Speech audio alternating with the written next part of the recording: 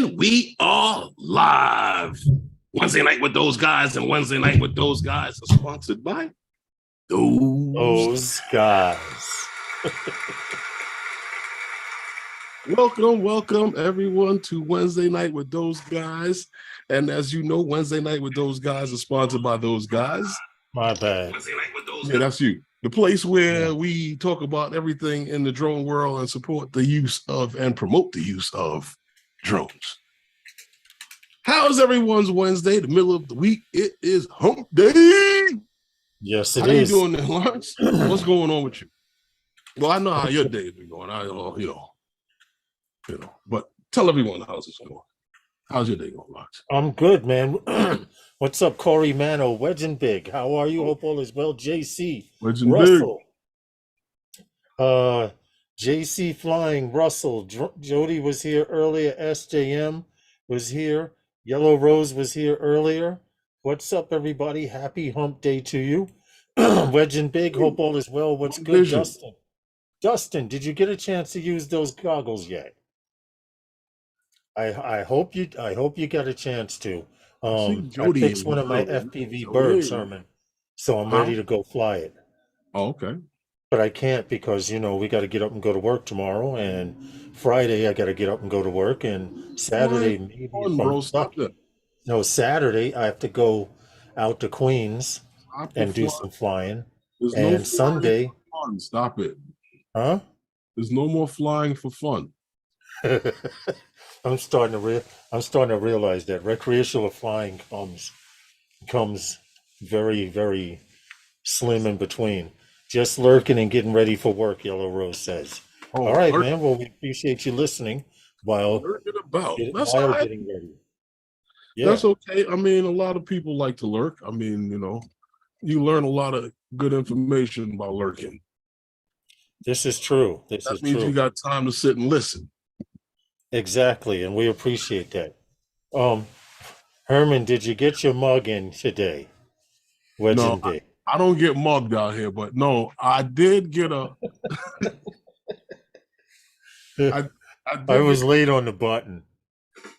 I did get a call. I got a package downstairs, so I'll have to go and get it from the, what they call it, the mail room.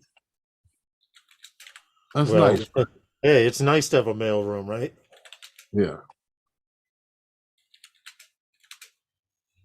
So John says, Lawrence, Tina Turner passed. Yeah. Condolences to Tina Turner and her family at 83, correct? Yeah. 83. Over in Europe. Yeah. Wow. Yeah. Well, I know one thing. You're going to be hearing a lot of Tina Turner for the next week or so, which is good because I enjoy all of her music. So that's not as bad. What's up, Steve? How are you? Hope all is well. You don't do the dances and stuff like that too, do you? No. My days of dancing are over. Okay. I'll dance for some money for a chick. Here we go. Hey. I'm single now. Nah, John. I got told Wedgin Big. I don't get mugged out here. I don't have them problems. No, he sent me something and he wanted to know if I received it. Oh, that's right. He said, "All right, Dustin, you gotta get the module and the antennas. Just make sure they're right-handed polarized." Right-handed. I know they're definitely right-handed polarized. Right-handed for that module. Module that you're getting. Dustin, One Vision Aerial. I told you I gave him a pair of HDO2s that I don't use anymore. I had actually gave them to someone who doesn't fly FPV and who was thinking about getting an FPV, and I was like, "Yo, hey Johnny Drone Flies, like, yo, would you mind giving me those goggles back? Because I know someone who could use them." So I was like, "Let's give them to him." Plus, he printed up some stuff for me, some TPU stuff for me. Okay. Which I haven't even had time to freaking work on a drone, but I did fix one. Now you see that building there behind you, Lawrence? Oh, the William Vale. Yeah, it's a perfectly good indicator of I was trying to tell you why you don't have to go that high. Yeah. See, yeah. You didn't have to go that high to get that one. That's true. And that's about a 15-story building. Yeah, see? Yeah, I didn't think about it at first. Gary Foster won the mug and gave it to Herman. Very nice of him. This is true. He did win the mug. That's what, Thanks. Like Big said, he told me in a message that where is Gary? I don't know. He's probably waking up from his nap. He'll be here shortly. That's what it is. You know how us old guys are. We got to take a nap to stay up past 6 p.m. So we should wait for Gary to get here before we get started. Johnny did a nice rip. See how long we can wait for Gary. But no, there's a couple of things going on here tonight. As you know, we're supposed to have Ryan on with us tonight. Yes, and when Ryan comes on, you're going to learn something. You may not like it, but you're going to learn something. How much are we going to learn? Well, hopefully, he comes on. We get Ryan. When Ryan does come on, he usually lets us know everything that's going on with the going on in the Midwest with those law cases out there, the ones that are pending that here in New York. When you want to hear about drone news and courts cases, he's our go-to guy. We got a few things tonight, and we got something new, something updated, and something that took place that he didn't even tell me about. So I don't know. We'll see what happens. But what I did want to talk about, and I'm quite sure that everybody else wants to talk about it. Since it's been known, or the cat is out the bag, that DJI has a marketing and promotions team called Osita LV and deals drones, and then now recently, Igor, with the Inspire 3, he started hitting with a lot of these photos and leaks and stuff. Mm-hmm. Well, I'm quite sure that a lot of people are aware of what's going on with this week, what they've seen this week. But last week, Thursday, was it May 18th? Mm-hmm. There was a little quote on a conversation somewhat on Twitter was that on DJI Global? Correct. With Igor. What was it? Thanks for your work. Look forward to hearing from you. Air 3, you know where to find me, like I know where to find you. Yeah. Yeah, and people didn't pay any attention to it. That was dropped last week, and now we come in this week and we see now some pictures came out and they showed the what could be, what was supposed to be, I don't know, we think, or was some photos of just a leak image of what was supposed to or could be the Air 3 with a dual camera setup on it. Mm-hmm. And, they said that these are probably fakes. Yeah, here's. Remember those first ones that was said that was just like a this straight. This was the first one, right? Right, with that, I don't see anything. Yeah, that one. This one was the first one, right? Yeah, we saw those, and they said those are probably some fakes. Yeah, well, the fact that it just had an A blurred out over here, and they had the upward sensor there, and these little nose. Let's just say, what? I say this, it could have been some prototype work, but who knows? Who cares? It was something that was put out, that was leaked out, and that's what they did. May 22nd. Right. Showed some other photos and they showed talking about a release of late June, early July of this year, and they talked about a sensor size. You remember those photos?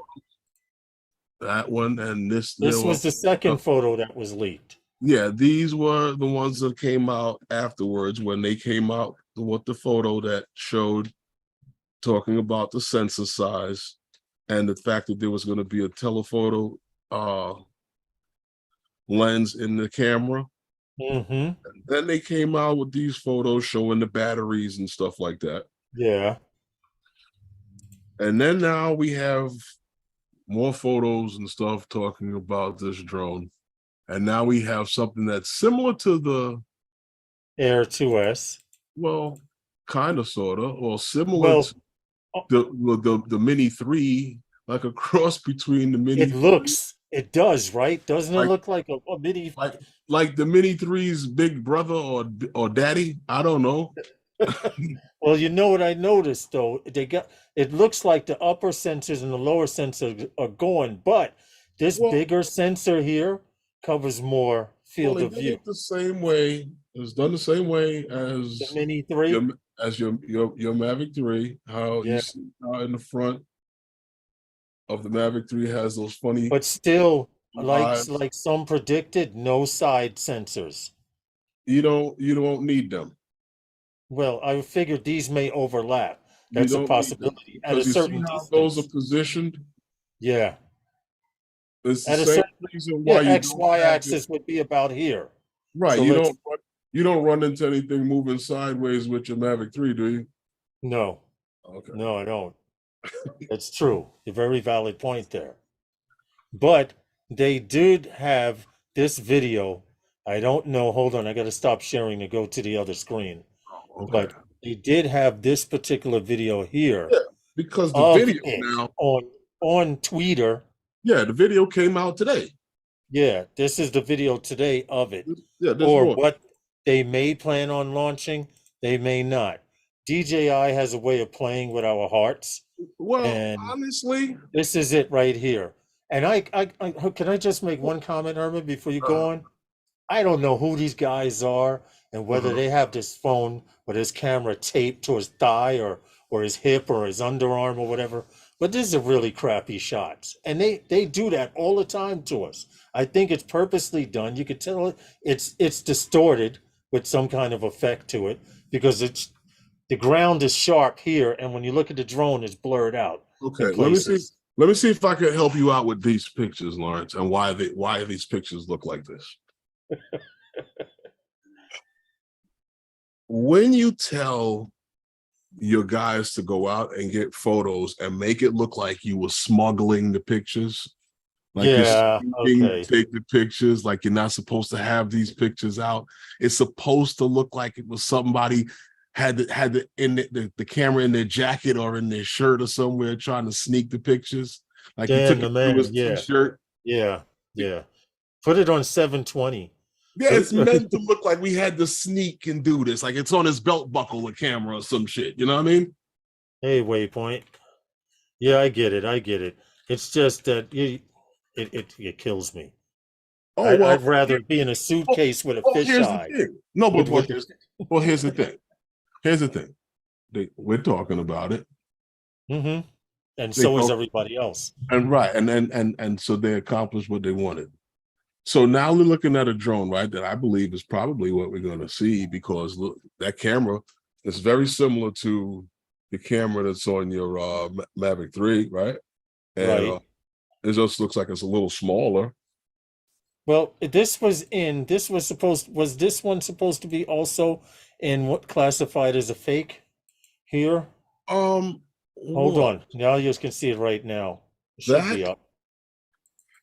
That is probably right around on the same level with the other carbon fiber shit that you saw when you saw when they were starting to talk about the Enterprise edition of the Mavic 3. Right. And you saw them with the carbon fiber on it. Yeah. I was just I don't doubt that they might be somewhere going with this camera. I'm curious to see what what. Because it looks like the same camera that's on the Mavic 3, like you said, which I refuse to believe. Even in the photos that you're having trouble with seeing the actual image properly, freelance. Even with those, you know, you're looking at the same type of camera. So I mean, it's all good possible that is the drone that you're going to see, you know. Angie. Jerry Franks.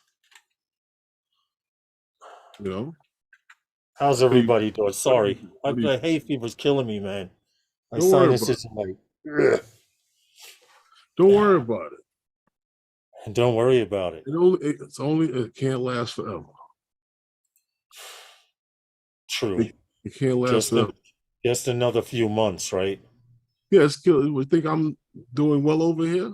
I'm taking all kind of medications to stop from scratching my own eye out. And yeah, I know the feeling. Wake up in the morning and it's like you want to rake at your eyes. Allergies are not good. You want to know how bad the pollen was today? How bad was the pollen? I laid down and took a nap, and my eyes were burning while my eyes were closed. You know, you can't really. I didn't drink some though. That's probably what I needed to do. You know, you really can't tell me about pollen, right? Yeah, true. I drive a tennis ball. Your car? Yes. It's green with pollen, yeah. Allergies are terrible down there as well, Jerry says. I drive Herman's car, the natural color of it is gloss black, but around this time of the year, it looks like a dirty tennis ball. No green fuzz all over. Green fuzz all over. I have the thing to dust the car off, and when I try using it, all I do is sneeze to death. But Warren says, "Go ahead." Warren says you're channeling Johnny Carson. You're channeling Johnny Carson, the great Karnak. What, with the green tennis? How? No. When you said, "How bad is it?" Johnny Carson. Remember? Yeah. Okay. But yeah, man. So what do you think, guys, about this Air 3? I don't know. Are we gonna get the Air 3? Does anyone have that schedule on Twitter? I sent it to you. I don't know why you don't have it. I had it a long time ago. DJI new drone. I asked you about the Air 3. I didn't ask you about no new drone, nothing. Yeah, I get it. The calendar. The calendar that your man Deals had dropped a long time ago. You still got that calendar? I remember. I'm trying. I'm looking now. I'm searching for it as we speak. He said, if I'm not mistaken, he was supposed to get some pocket and some other thing. Which nobody saw. What happened to all of that? What happened? Exactly. Did anybody buy the other two pockets? The Osmo Pocket 2? I have the Osmo Pocket 2. I don't think it serves much. I don't think it's much different than the original. I think they would trade me straight up for my old Mini 1. Jerry Franks. What happened? You know what? Jerry Franks says, do you think they could trade me straight up for my old Mini 1? For what? Only thing I could suggest, if that thing still flies, what, the Mini 1 is give it to someone who may be interested. Fly? Huh? Why wouldn't it fly? I don't know. I said that thing like it was six. I said that thing like it was 60 years old too. Well, shit. These drones ain't gonna get those kind of shelf lives. Yeah, I know, right? The way DJI is pushing them out. Anyway, we got Ryan coming on a little later. We have a little bit of drone news, but just a little bit. I wanted to touch on remote ID real quick. We're going to go into it a little later on before Ryan comes in, but we did a story on a company called Drone Tag, and I think a few other influencers out there have also done a story on them. But for those of you who were into FPV and you were wondering if they had a chip for us FPV pilots, well, they finally have one. They've had it for a while. I think a few other people have done this story as well, but I thought I'd bring it up if you didn't know about it. But Drone Tag has one called Drone Tag BS. I know it's not what you think when you say BS. It's okay. Why they name it that, who the hell knows? But this is a single unit and will only be used for one drone. You won't be able to detach it because, as you see, you have the little plugs here. It'll be soldered to your bird. But I converted this 89, whatever this is, to a US, and it comes to about $95 per chip, which is kind of expensive, but I guess for a remote ID, the good thing is the thing is so small that I don't know if I'm guessing this is a euro penny. This is the size of it next to a euro penny. So you figure about the size of your thumbnail, maybe about a ½ inch by slightly over a ½ inch. Okay. That's about the size of it. It comes combined Bluetooth and GLONASS positioning and antenna. Okay, so if you want to connect via Bluetooth and broadcast because you may not have internet where you're flying, it may be GPS denied area. You can turn on Bluetooth if you want or whatever. It comes with one full-size GLONASS positioning antenna, one which is a combination Bluetooth and GLONASS, I should say. A Bluetooth antenna, ultra small, and a high performance one. So I'm guessing on how you want to configure this remote ID for long range or short range, you could do it. But anyway, I thought I would bring it up to you guys. Supposedly in May 2023, they were going to start delivery and stuff. They're still taking down payments on it. Okay. So if you're interested, I would kind of wait around and see what happens. I'll post a link in the chat if you FPV guys may be interested or thinking about seeing what it's all about, because Herman's been saying, yes, it is small. Herman's been saying for a while, we're getting to the point where you won't be able to fly in certain places unless you're 107. And me being a 107, I would probably Wednesday. Now, these are only available in Europe right now. They're not available in New York and in the States yet, but I think they're starting to take, yes, no US-based GPS, not yet, Warren. They actually have one called a drone tag that fits on the top of your drone, but it's an external one. It's not for FPV. FPV, that chip there, you could put it on some double-sided tape. It's not going in. Go on your board, don't it? It has to be attached, yes, to the flight controller and ESC, yes, because your board powers it. Okay. Your stack powers it. So, just figured I'd throw that out there for you FPV guys that are 107 and are wondering, hey, I have stuff that I've built personally. Is there something that I can put inside it? Well, yeah. Nathan. SJM Drones. Steve says, I have my Pocket One. iPhone is far better. Okay. I mean, I have the original Pocket, and then I bought a camera. And I don't use the Pocket much. Right, because of the camera, right?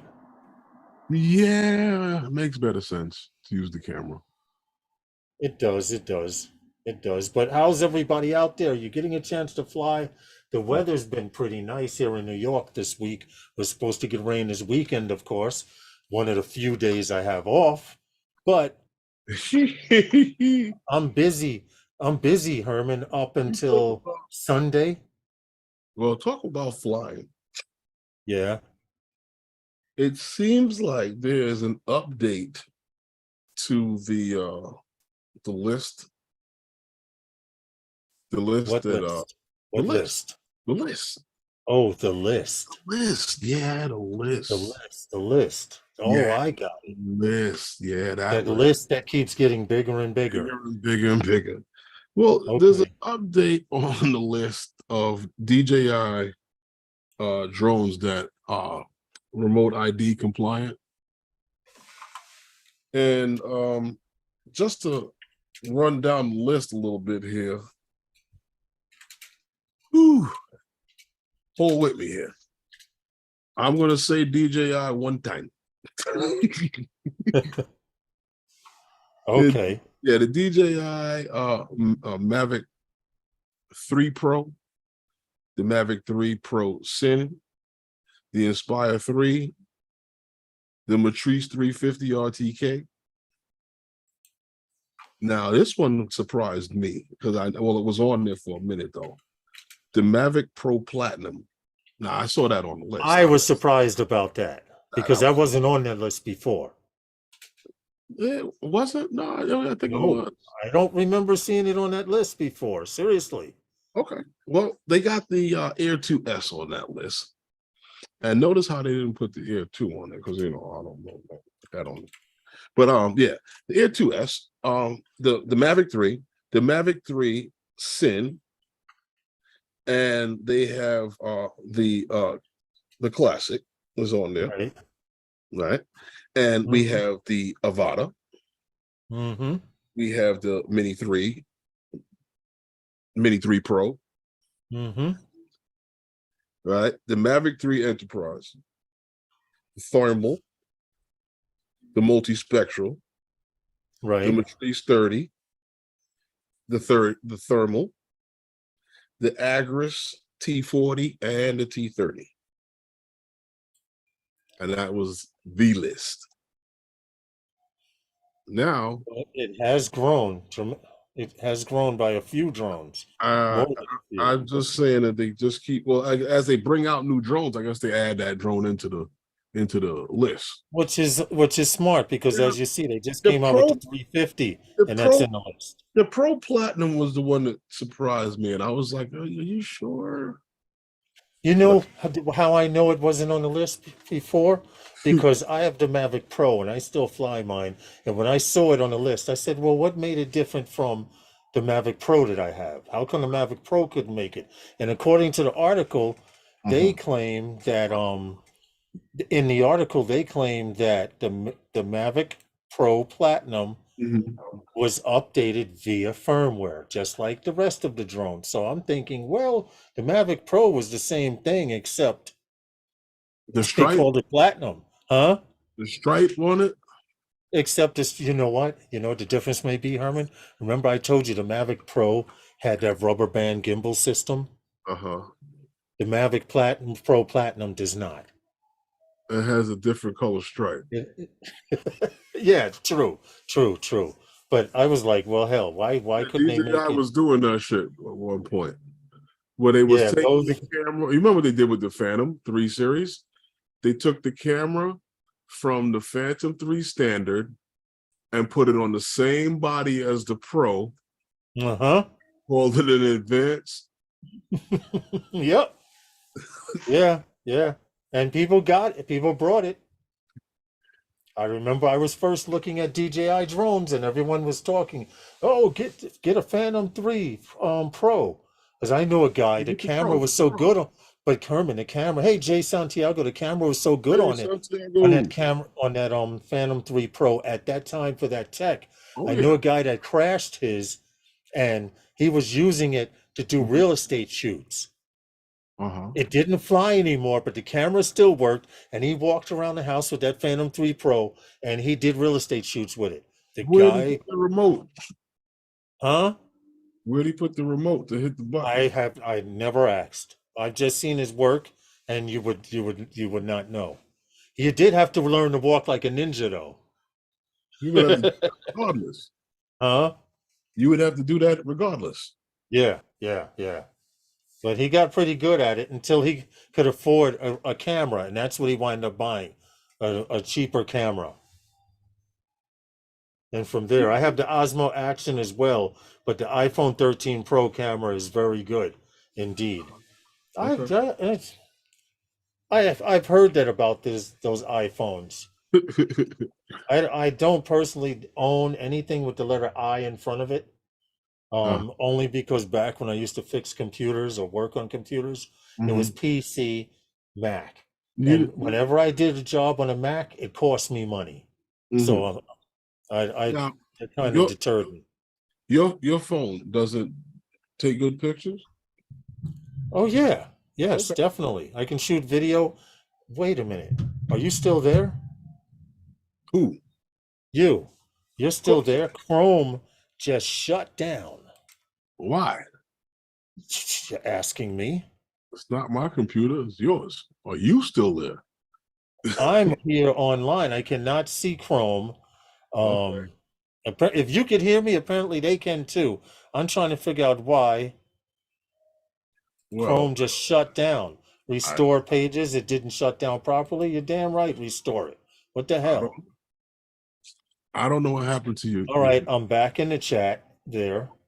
You're back. So I'm guessing I never left. As long as I'm connected, well, I only use the chat so I can see it. Connected are you? There we go. Anyway, welcome to Wednesday night with those guys. And we need to pay homage to our sponsor before the sponsor gets on me about not paying homage to our sponsor.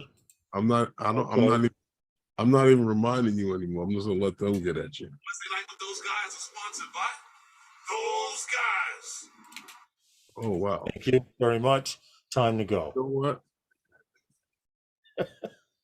Okay. What happened? It's stuck. It got stuck, and it's acting funky again. But I'm still here. John says he's back. He was fixing his food. He's fixing his food. I guess he was making something to eat. What was wrong with it, John? You know what? Let me refresh this page. Uh-oh. No, I'm refreshing the YouTube channel. If you don't see Lawrence, it's because he got kicked out. I'm still here, man. Stop. What was wrong with it, John? Why is he fixing his food? Yeah. Did you break your food, John? I broke my food. I have to fix it. You know we love you, John. John's cool people. He hung out with us down in Florida. Who was that? Who was I'm what? in and out as well, cooking and lurking. Jerry Franks, no problem, man. We appreciate each and every one of you. That's all right. As long as you're here to hang out. I mean, hang out. We got a little bit of time. See, I see so much stuff going on, Lawrence, in this drone community. Not so much amongst like the community was the guys, but as I say in the whole drone world and the stuff that people are trying to do. Now, you remember when who was it? We heard there was this one company. Oh, what was the name of them? Oh hell. They were supposedly bidding for some drone delivery from to do Buffalo Wild Wings. I didn't hear nothing more about that one. There was another company that was trying to come up with some way of being able to, what was the name of that damn company, to deliver pizza and not Papa John's. No, that would be who pizza would be delivered for. Oh yeah, okay. Because the companies had to come up with Deuce Drones. Yeah, that was it. That was the name of it. They were supposed to be coming up with some way of being able to deliver the Buffalo Wild Wings. They had to come up with a whole system to package the wings and be able to transport it. And I remember something vaguely about it. Yeah, I remember that story. I thought it was weird because hey Chris, what's good? I thought they were going through a lot just to deliver wings. Yeah, well, we got to come up with a delivery system. they're not gonna come up with a delivery system for you to deliver their wings. They just give it to the guy outside like they've been doing. True. But we know about Wing and their drone deliveries that they're doing. We know about that, right? Mm-hmm. Well, it's funny, but wouldn't it be funny to get beer and like peanuts delivered? Because Wing did a demonstration that that depends on where you have them delivered. Well, here's the thing. Wing did a demonstration that they believe demonstrates that they can deliver anywhere. Well, earlier this month, Google Wing held a demonstration where they made a delivery at a Coors Field. Now, this wasn't during a baseball game where they delivered beer and peanuts to the stands where they had no, like I said, there was no game that day, but they had over 1,000 people in the stands to celebrate. Spectating. Yeah, to celebrate and ordering. Right, but they were there to celebrate the kickoff of the kickoff party for AUVSI's annual Autonomous Systems conference. So somehow they got that together with AUVSI to celebrate that. And with that, they did their demonstration at Coors Fields. And here's why they chose Coors Field. They claim that the demonstration was there because of the challenging environment due to the location being in Denver, Colorado. It's in the city, and they were able to maneuver their way in there with this and deliver the beer and peanuts. They now, all right. I think that to me is a little stupid because that's something that would never be done during the game. And if you did do it during the game, I think it would be a little easier for the guy. You would need a platform. First of all, no, the guy that's over there with the bucket 10 feet, that he can get me a beer quicker than you can bring the drone and bring it to me. The guy that's walking by with the other bucket is going, peanuts here. He can get me a bag of peanuts a lot quicker than the drone. I agree. Bringing me, like make it make sense to me. I'm all for delivering shit, but make it make sense. No, I agree with you because the time that it would take to, all right, if you're doing this and by the 7th inning stretch, you already went to the bathroom and you want your stuff to be there, maybe you could order it in the 5th inning. Because that's how you're going to pretty much have to.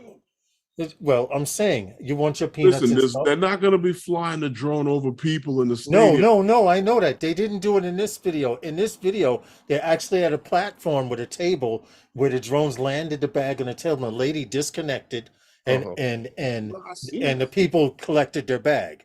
I do not see one of those dropping a bag down into the crowd. They bugging. Follow my point here. The demonstration was done to celebrate the kickoff of this event that AUVSI has. Great, fine. But they claim that this demonstration was done there to show that they can deliver in challenging areas because of the stadium's challenging ability to make the structure that you have. Right, exactly. Cameras, foul pole lines. Yeah, I get it. Right. A place where the drone will never be. I understand that.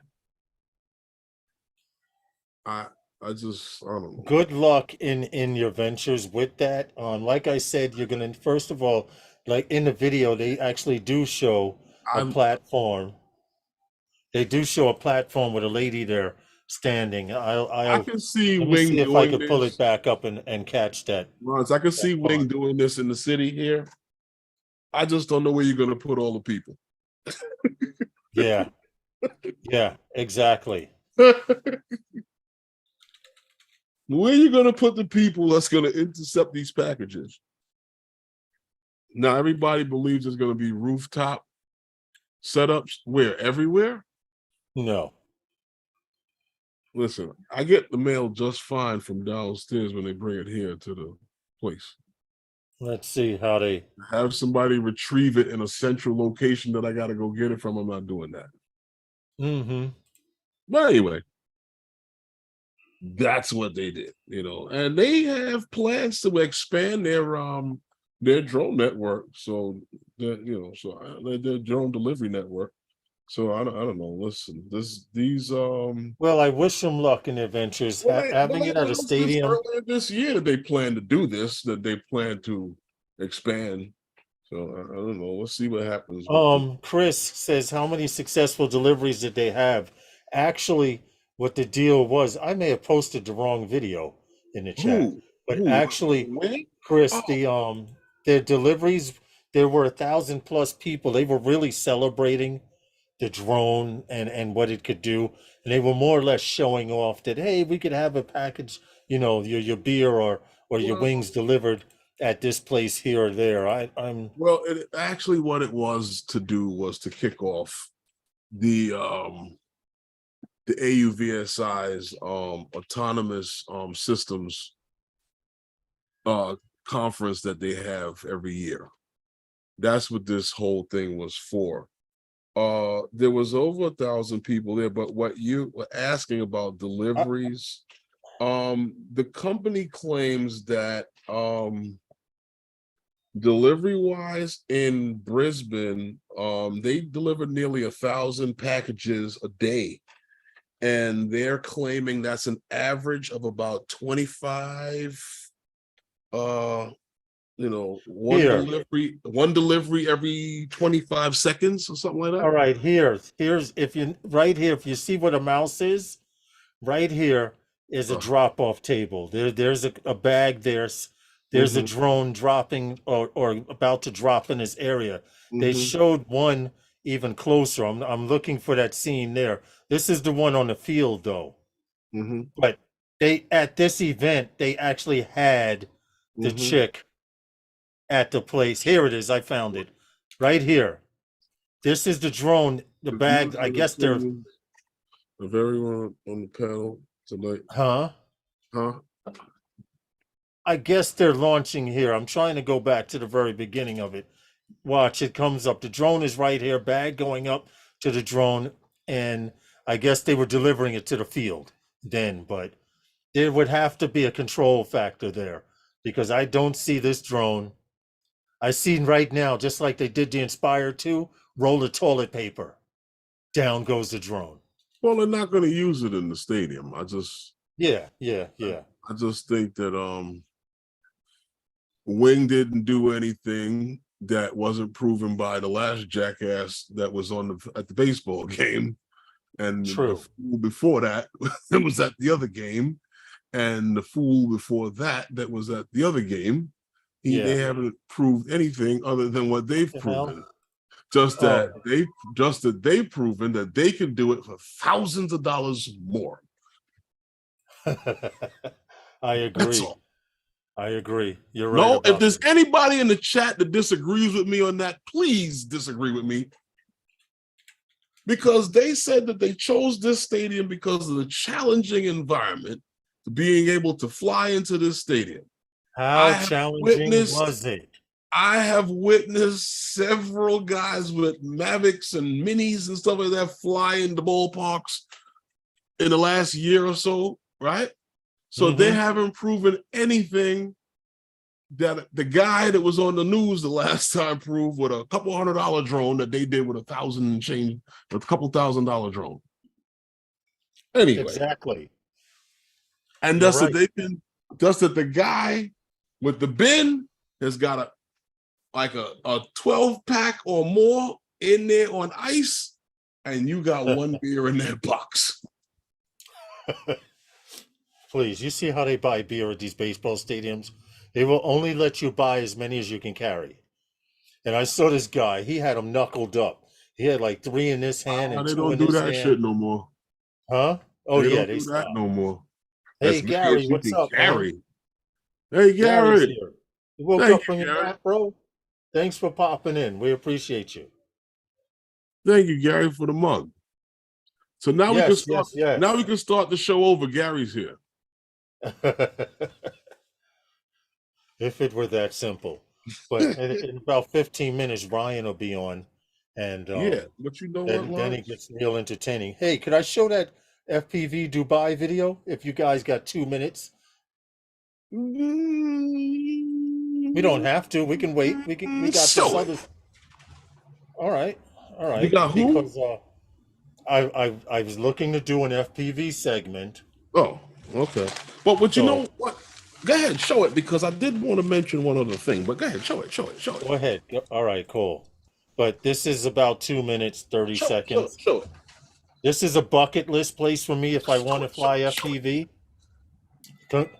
Reels.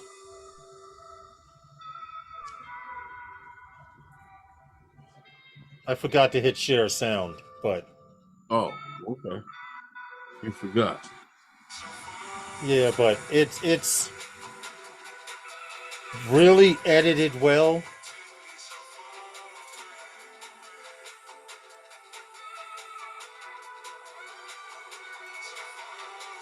And like I said, this would be a bucket list place. Here, Dubai and the Alps.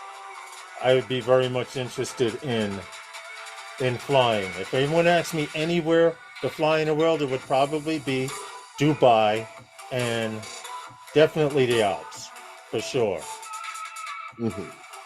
Really? Yeah. Okay. So if you ever hear Lawrence hit Mega Millions or something, and you don't know where I'm at, I would probably be in one or two of these places before I spend all that money. Is that right? Which I wouldn't, but it's. I don't know. I've seen that place. What is that? That Santorini people go on vacation? Yeah.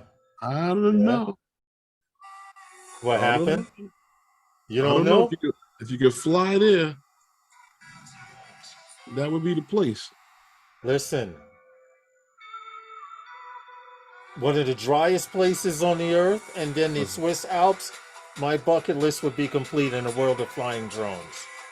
Really?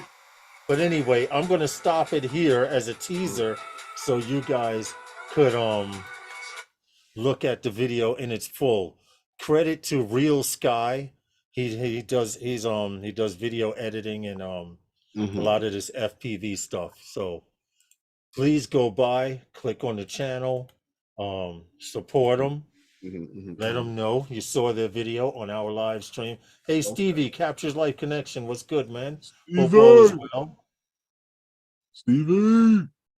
Jerry Franks, it looks hot, but once your body is adjusted to the temperature anywhere, you'll be fine. The only thing that would bother me would be flying in the Alps.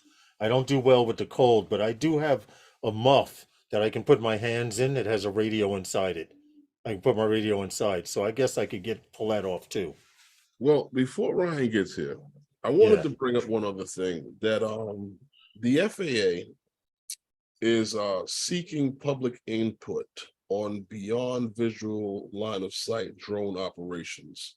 Yes. They say that the FAA says that they will be having an open form. They'll be open to for 20 days to receive public comments. There's a public comments period. Yes, and we have the link. Starting on May 25th of this year. They're on basically they would like the public's input on the beyond visual line of sight operations for these companies who are, I believe, planning to operate drones in the national airspace. Beyond visual line of sight. Beyond visual line of sight. If you want to participate, here's the link. At 400 feet and below, these things will supposedly be operating. And according to what I understand, they were planning to try to make a decision by the end of the summer or around the summer. they're looking to make this decision. So I don't know. And this is based on data that's been collected. Because as you know, we know like Wing and these companies who have been operating beyond visual line of sight and Percepto and them have these waivers to do these things.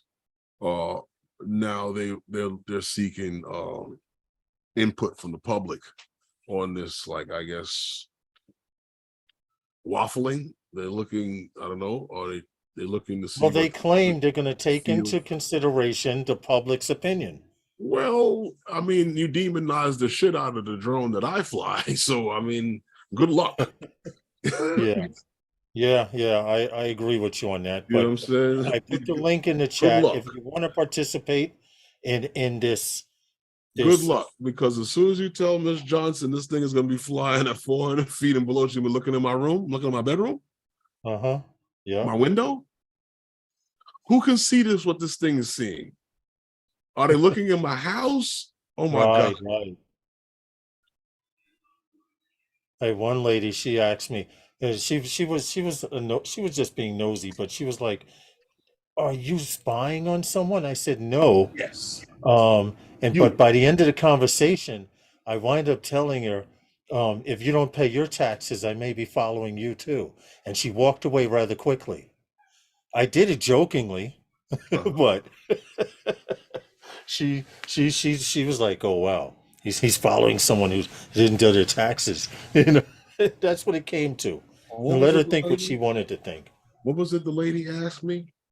What are you doing playing with that toy? Yeah.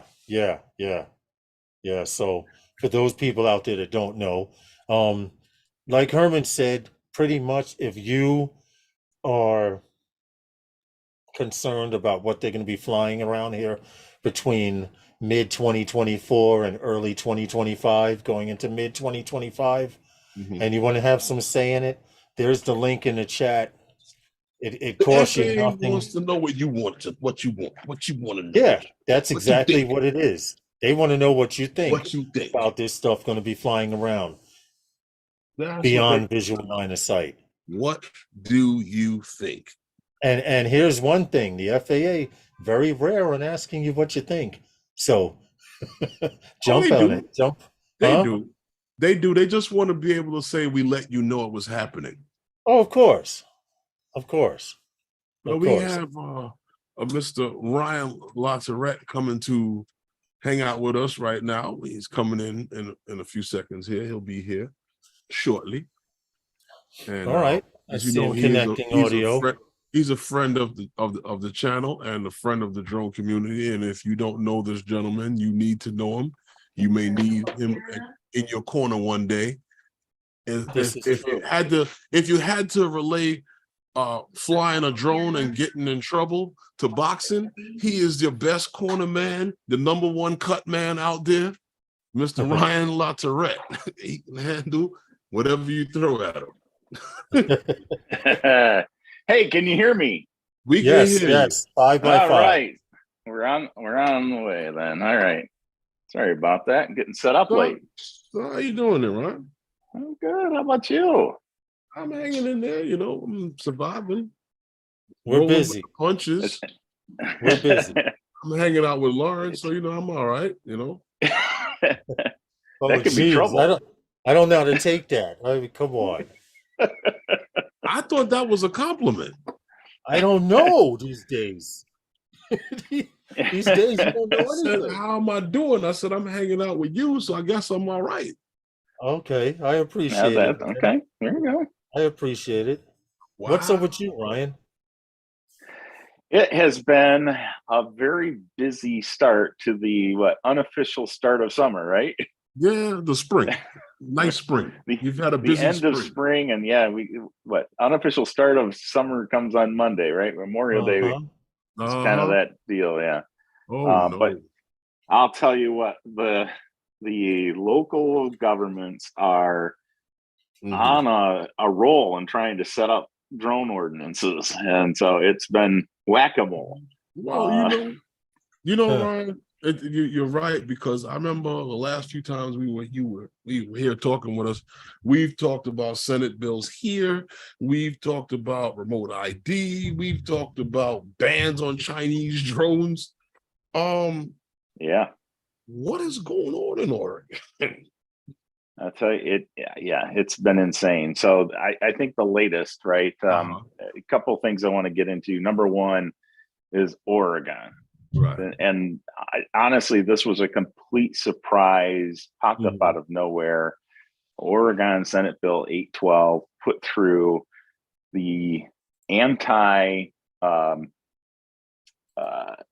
it is, the anti preemption, where Oregon already had a state preemptive law that disallowed local governments from creating or enforcing their own ordinances, right, which is very important. That's exactly what the FAA wanted. The FAA has expressly stated, do not allow local governments to do this because it creates a patchwork quilt that actually endangers the national airspace.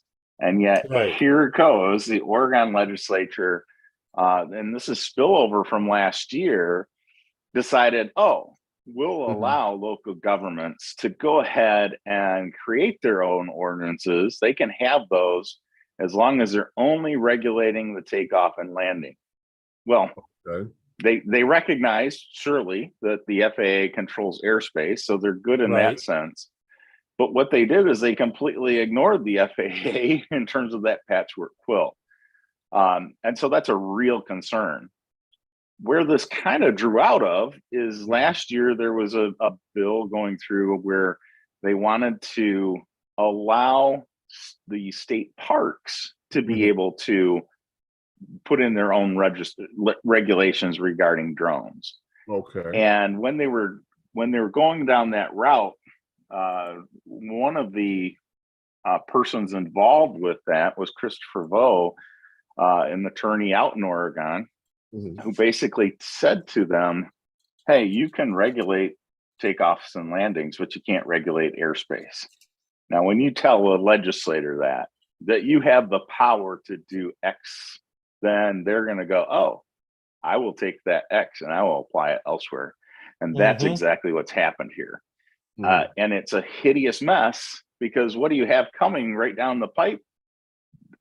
Beyond visual line of sight flight. So you're going to have an ordinance where the local government says, hey, you know what? We don't want anybody flying in our parks. So we're going to put this in place. And then you're going to have somebody standing outside the park flying over using that FAA airspace. And you're going to have a police officer say, oh, you can't do that. Oh, wait a minute. Yes, I can. You don't have any control over airspace. And by the way, beyond line of sight is coming into place. So I could be a mile, 2 miles away, and you don't have any control over me there. And so we're going to end up with this big battle going on in Oregon. It just doesn't make sense. It doesn't, and I agree with. Go ahead, Herman. First. No, go ahead. What you gonna say? No, I agree with you, because you're familiar with the aggravation law here in New York, and when people quote it, I'm like, do you know what year that law was created?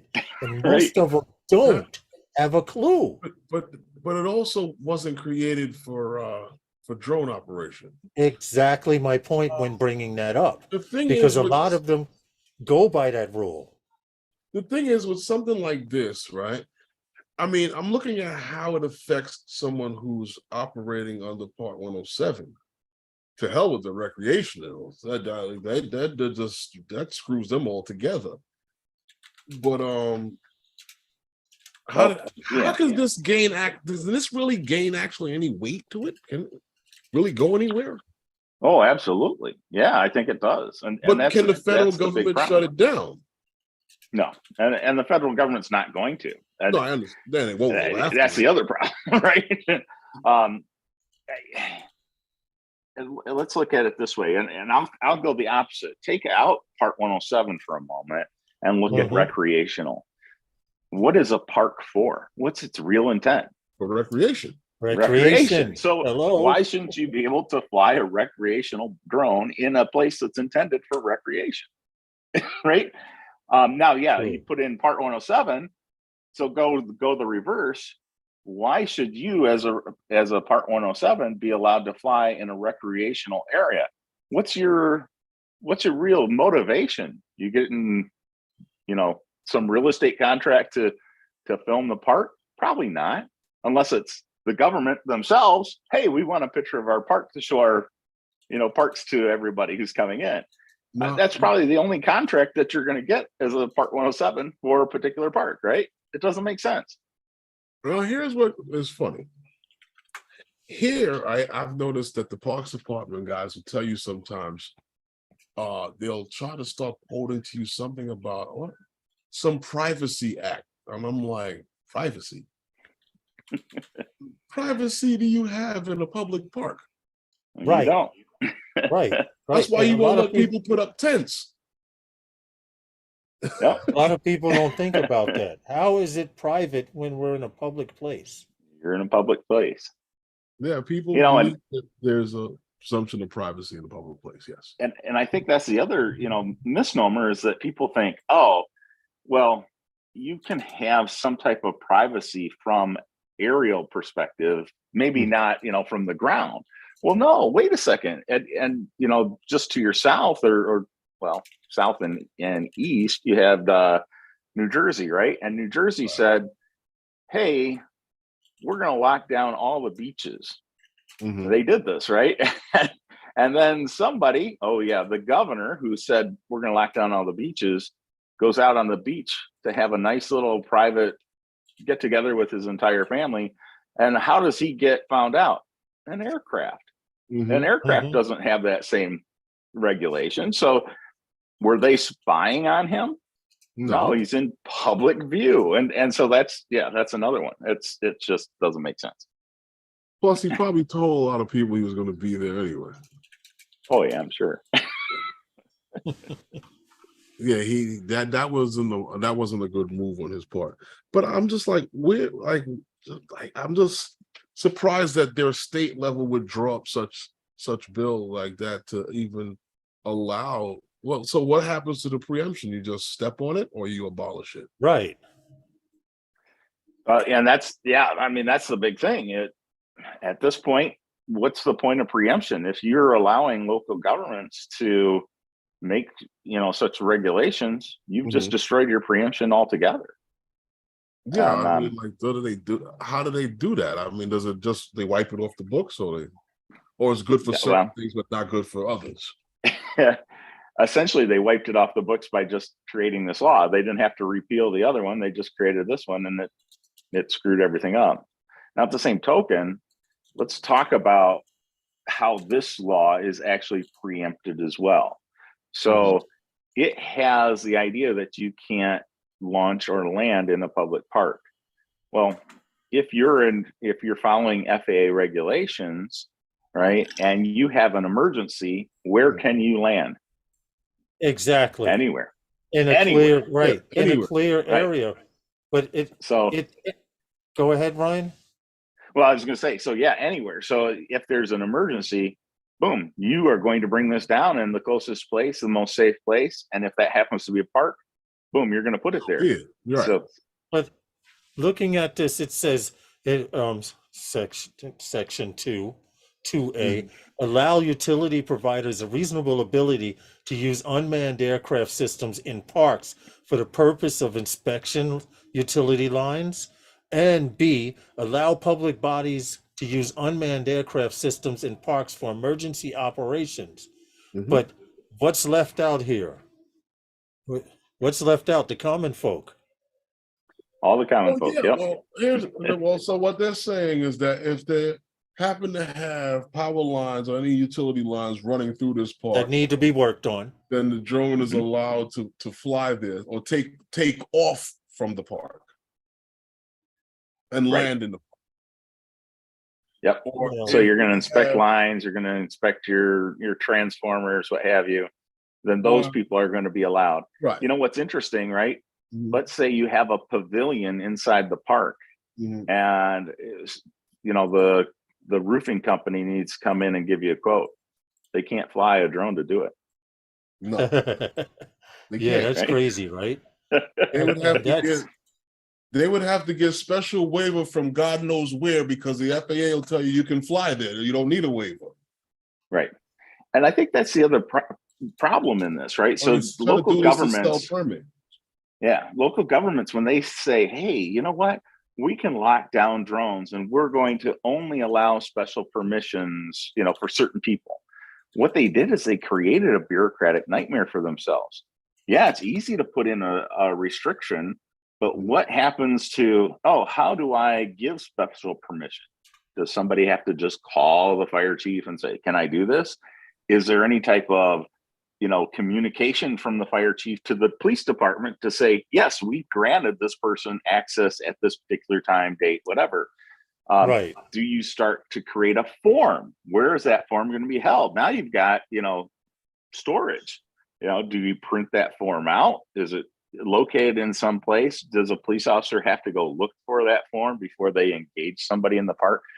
You created a challenge where you can have some people that are free to fly, other people that can't, and you have no way of distinguishing between who's who without And circling around to somebody else. you want to know who the only, middle? Go ahead, Herman.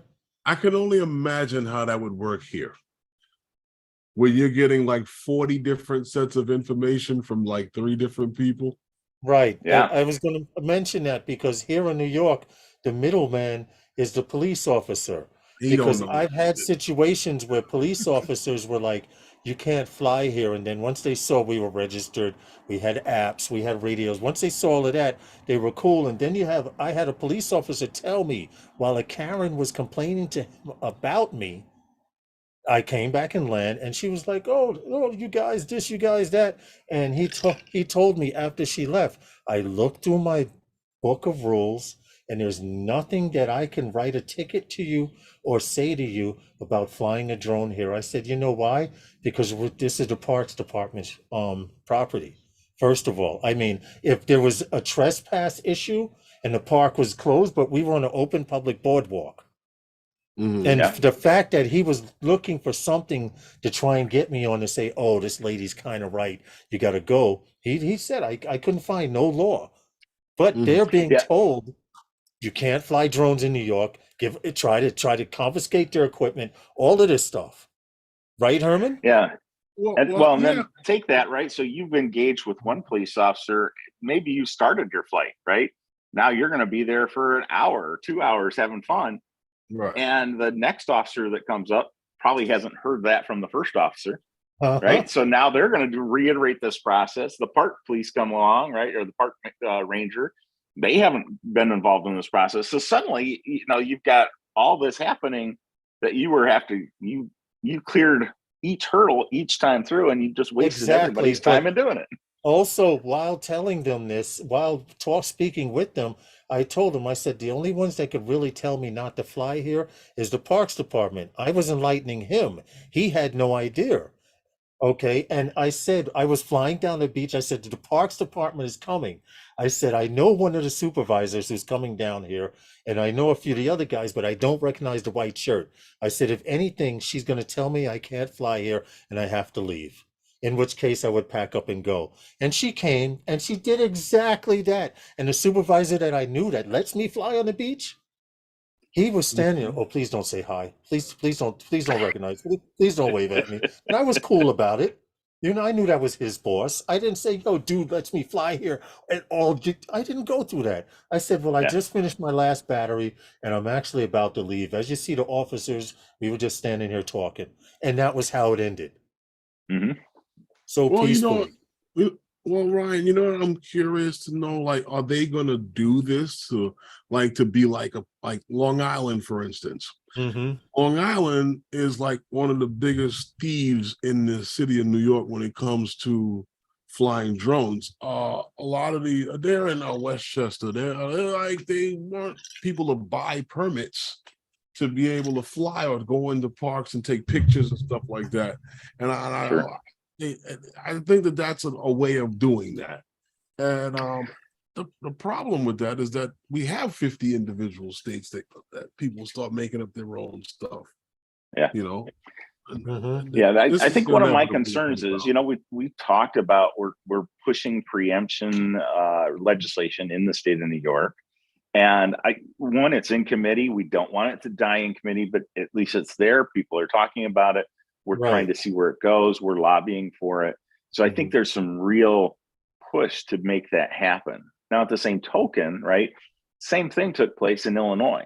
You have the city of Chicago, which is a large powerhouse politically. The city of Chicago said, "Hey, we want to be able to do this, lock down everybody else. That's fine, but Chicago, we've got a lot of clout, we got a lot of power. You're not going to get our votes on this unless you carve out an exception for us." I can definitely see that that's going to be a challenge with New York. That New York City, again, a lot of power. They've got the votes, right? They're holding on to it. They could be the ones to say, "Hey, lock down everybody else, but give us a carve out so that we can create our own." There's a good chance that happens. Now, when that does, right, we also have to think, again, we're approaching this idea of beyond visual line of sight coming in place. Hey, I could step right outside the city of New York, right, and be able to fly over. So did your ordinance really do any good? No, because now I'm in FAA airspace. So it's trying to educate the legislator to say, hey, yeah, you can push for that exemption, but did it buy you anything? Maybe for a short time it did, but not in the long term. It's funny let's take New York here, for instance. I have a contract with a company to do some photos for a job site. And there's a jail dead set right next to where they're building this building. Right across the street. And any autonomous features on the drone is like, we're not supposed to go over there. But yet the drone will fly into the area and you can do whatever you have to do. When I approached the police that I was going to be in the area, they were like, "Okay, go ahead." Yeah. Don't care. Yeah. Just in case. Thanks for letting us know. Just in case we get any calls that they see drones in the air, we know who it is. We thought that it's the proper thing to do to let local law enforcement know if you're working in an area with drones. Look, we're going to be flying in the area for the next 18 months. If anyone comes to you or calls about drones in the air, that's probably us. And they thanked us for coming and saying this to them and letting them know they took all the information. You understand what I'm saying, Ryan?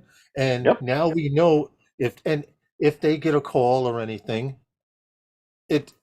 we know it's handled. But to create something like that here when New York has a cutout or a little, they already have their own little cutout niche already. They don't need any more.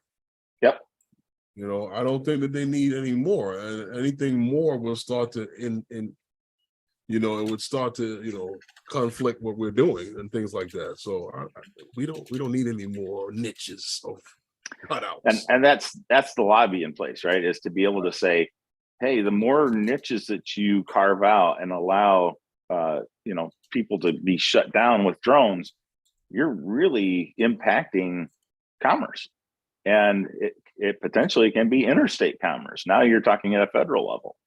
Those are big concerns. And I do get, you've got every city thinking, oh yeah, we've got a new industry coming in. That's a new cash cow. We want to be able to charge a permit fee.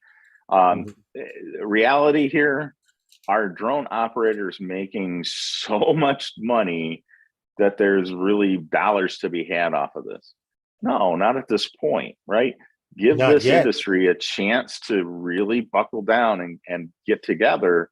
And at some point, all right, start considering that. But you're not there at this point. No, and I think that certain companies are getting hip to what it's capable of doing, and it's starting to branch out. For instance, like the one company that we're working for, a couple of the guys, they've worked in other states where they've seen this being done already. Ryan, real This quick, is someone not wants to really know, done here in New York. So what happens is he was on board. He was so happy about it when I actually approached him on it, and he was the one that actually took it to his company Mm-hmm. and said that he wanted it for his specific site because he's the general contractor of the site. So we got involved with talking to the whole company that owns that company that is involved in building the building. It was a whole big thing to do. But yeah, you know, I actually think there's a creative way for, like, I'll take Chicago as an instance, right? So they do allow Part 107. I know at some point they really want to be able to start to charge a fee to Part 107 operations. Be creative about it. Go through and, you know, exactly like you're saying with a company that's doing construction, and say, for that construction company, they already have to get a building permit, right? So there's money involved with that for the city to collect on that building permit. right. Push that right in there, right? So in terms of that building permit, do you also want to fly, you know, video progression of your site? If so, we're going to charge an extra fee on your building permit for you to be allowed to do that, right? The fee is not going to be much. It's not going to be great. And yet these, you know, companies that are doing construction, they aren't going to care about a $10 fee. It's not going to matter to them. But then, you know, if you do that, right, and not follow with me, if you have that in place, there's a good chance that the company doesn't care about it. And then they're going to go and say, you know what, I can hire a Part 107. I don't have to have somebody on my own staff do this because it's going to be more advantageous for me to concentrate on my core business and hire somebody who drones is their core business. I'm going to get better stuff, right? But then the city makes their $10. Who cares? It's happening here in New York. Trust me, as we speak. Real quick, Jerry Frank, just to specify, Jerry Franks had asked, "Are you a lawyer? Can you please explain what you do?" Because I am not an attorney. One of the things that everybody says, "Hey, wait a minute, you're an attorney." No, I'm not. Even if I were, right? Let's say I was an attorney in Michigan, I would not be able to practice law in the state of New York unless I got you know, bar license there as well. I consider me a legal strategist, right? Or a lobby. Don't call me a lobbyist either, because that requires licensing. Yeah, I was like, speak. No, don't. Yeah, right. think of it as a legal strategist and let's say advocate. Okay. I work with a lot of attorneys though, so yes, that's the best way to put it. Right. Thank you for clarifying that for Jerry Franks, but he had just asked a while back, and I figured I would kind of throw that in there real quick. Most of the people who listen to us are familiar with you. Well, Ryan, what I'm actually afraid of with stuff like this is that, like you mentioned, charging a fee. Okay, cool, fine. They pay a fee. It's not going to be $10. I know that. It'll be much more. And some guys will use it and some guys won't. They'll charge a fee, but then they'll turn around and charge me a fee for operations. Or you understand what I'm saying to you? Something along, and I'm afraid that it may come to that. And that's the big concern, and all kind of nonsense. Because if you remember, I don't know, what was it? What was the other company that was doing the FAA clearances and stuff like that for, like, before they disappeared? There was Before You Fly, and then there was the other one, Lawrence. AirMap, otherwise known as aircraft. Yes, aircraft was what I called them. There was hints and talks about charging guys for using airspace, and I was like, "Whoa, don't stop that!" Yeah. You know? Yeah, so the CEO of AirMap, he had gone to the ULC, which is the Uniform lawmaking committee, and he had kind of expressed, hey, we need to be able to monetize airspace. And of course, whenever we heard that, it was like, oh, time to ditch aircraft. But that is still around, right? So we still have companies out there that are saying, how can we monetize airspace and charge drone operators fees? I think the last time we were on here, we talked about, what was it, Class G Inc. or something like that, that they want to charge you to monitor your airspace and charge. It's just, it's insane, right? But some sucker is gonna buy into this. It's just amazing. No name calling. I'm thinking about setting up a system and sell it too. Hey, snake oil. If right, exactly, that elixir that gets rid of all coughs and ailments.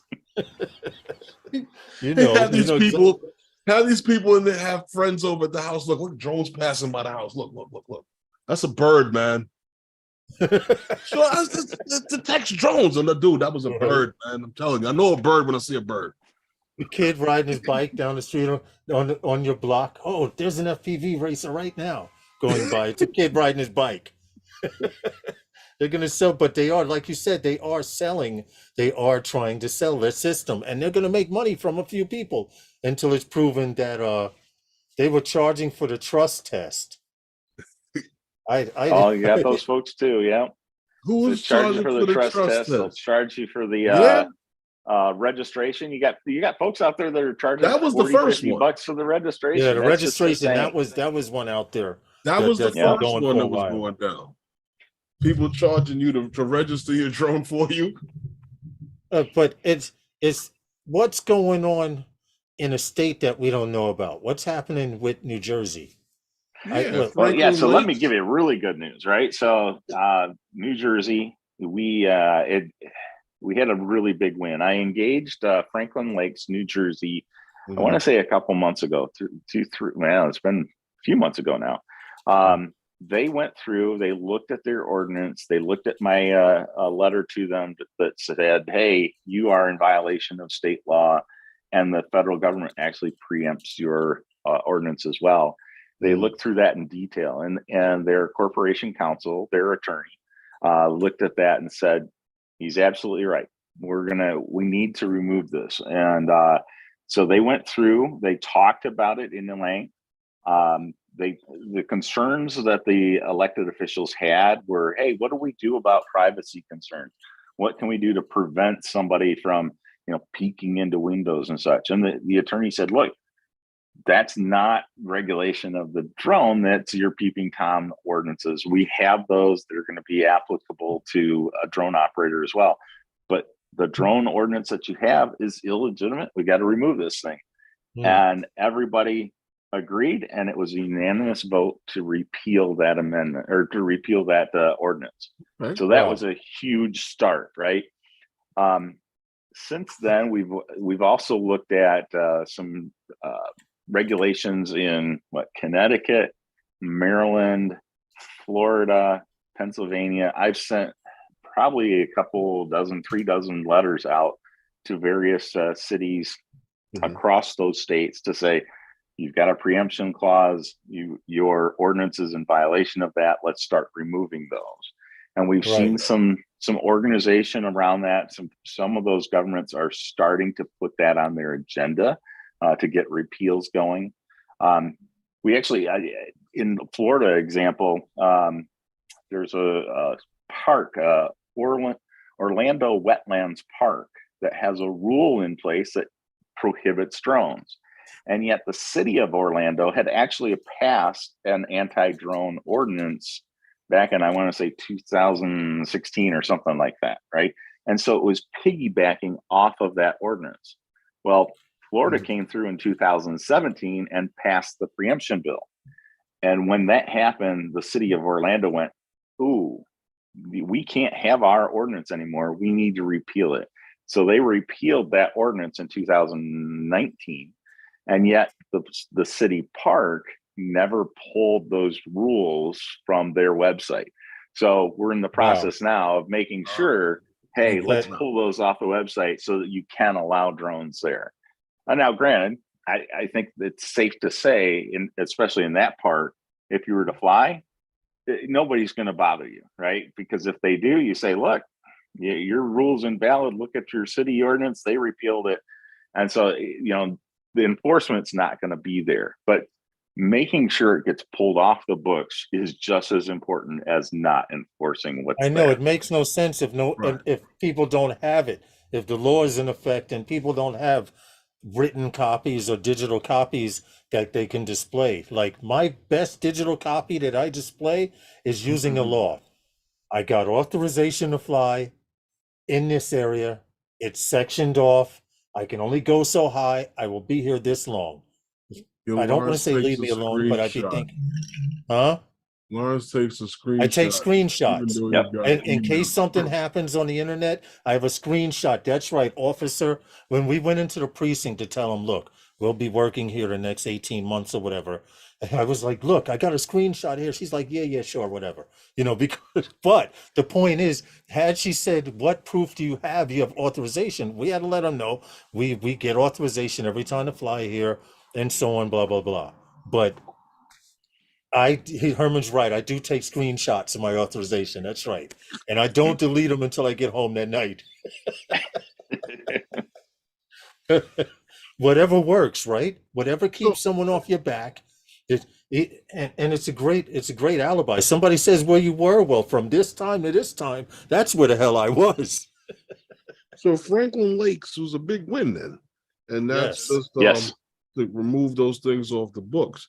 But you had mentioned to me, and Herman, let me tell you why that's a big win, right? Mm-hmm. Because if one city recognizes, hey, we need to pull our ordinance, then we take that to the next city and say, look at what Franklin Lakes does. Right. You want to probably contact their attorney, because if you're considering keeping yours around, he's going to tell you why you want to remove it.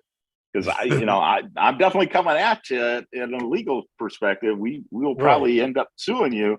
So you might want to talk with him, because he's going to probably tell you how you can save some money by repealing. Yeah. Okay.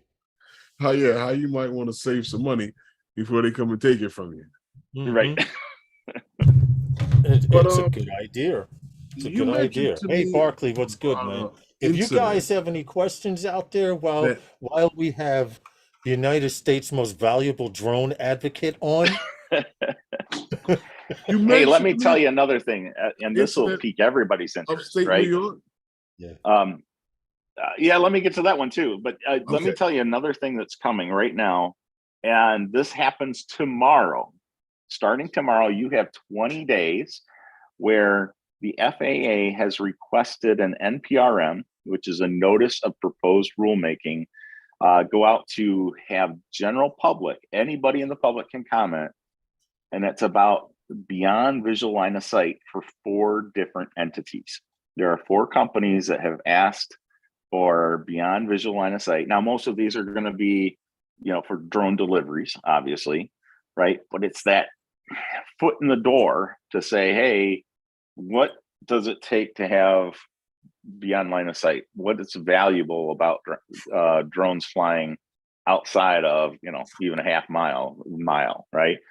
And so everybody can comment on those to be able to say, here's why it should happen.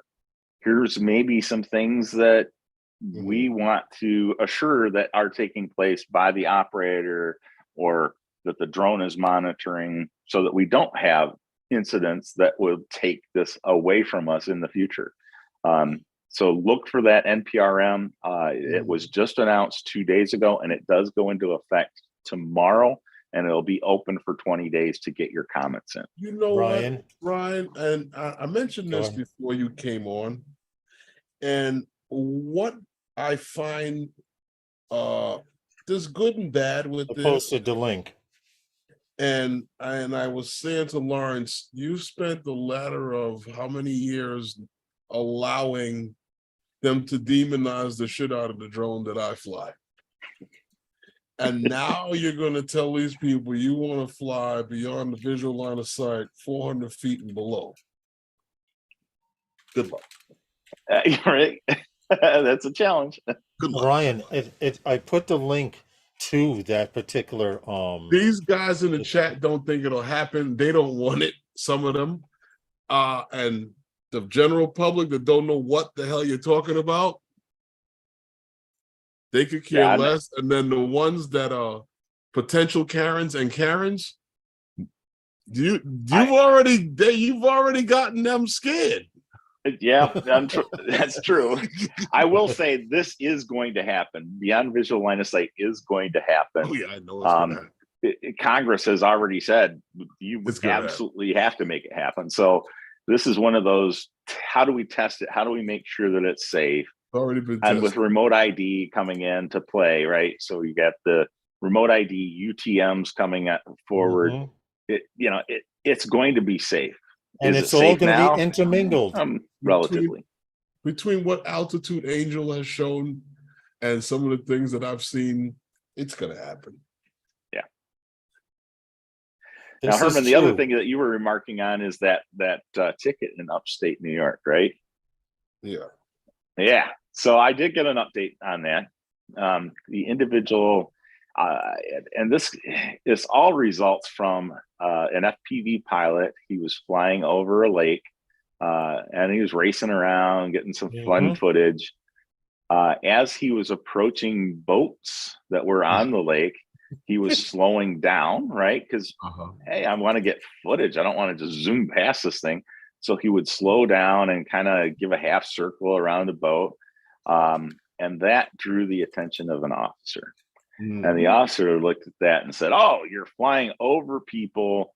You were aggressively going after a boat, and you were causing danger. You were recklessly flying. We're going to cite you." And so he did issue a ticket. We tried to convince that individual to do a motion to dismiss and to chase with the idea of federal preemption. He did attempt that in a way, and the prosecutor came back and said, "Oh no, you're all wrong. If you want to pursue it this way, then we're going to go and chase you for more charges." And so he inevitably decided, "Hey, I don't want to have all this court battle time. I don't want to take this on personally. It's just too much for me to handle." And so he ended up pleading it down. And I think he had an attorney help with him with this. But he ended up taking a lesser charge of I'd have to look it up, but it was just like a reckless endangerment. So, yeah.